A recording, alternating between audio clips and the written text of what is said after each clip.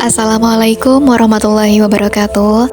Halo teman-teman, bertemu lagi dengan aku Aini di rumah ini. Kali ini kita akan memulai series yang baru, yaitu tentang langkah pulang, cerita tentang hati yang ingin sembuh. Dan pada episode pertama ini, yaitu tentang pulang dari lelah yang tidak terucap. Selamat datang ya teman-teman di Langkah Pulang, tempat kita belajar pelan-pelan untuk kembali kepada diri kita sendiri dan kepada Allah yang selalu menunggu kepulangan kita. Hari ini, aku mau bicara tentang sesuatu yang mungkin kamu simpan rapat-rapat selama ini. Sesuatu yang tidak semua orang tahu, yaitu lelah yang tidak pernah terucap. Teman-teman, pernah nggak kita merasa capek banget, tapi ketika orang bertanya, kenapa? Kita cuma bisa senyum dan bilang, gak apa-apa, daijoubu.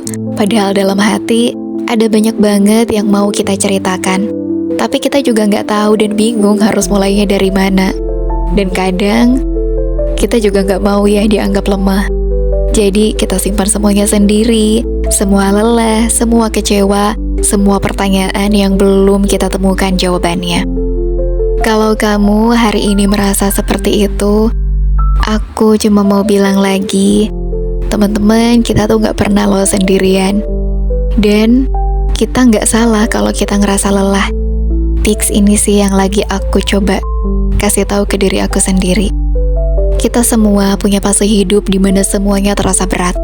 Tapi justru dari titik itu, kita bisa belajar satu hal penting, bahwa kita gak harus kuat sendirian.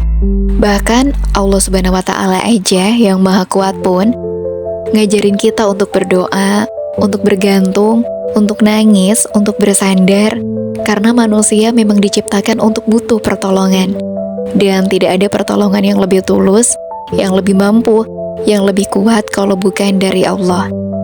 Maka, kalau kamu sedang merasa lelah, pulang ya.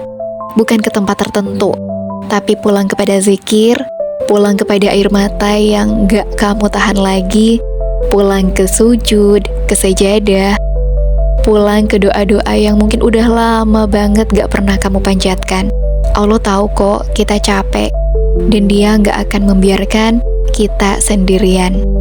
Jadi, hari ini gak apa-apa kalau misalnya langkah kita lambat.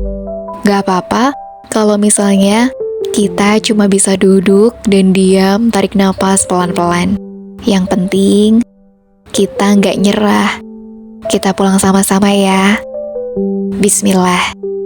Aku Aini, dan ini episode pertama dari Langkah Pulang.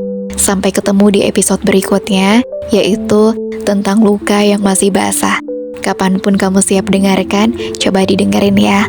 Wassalamualaikum warahmatullahi wabarakatuh.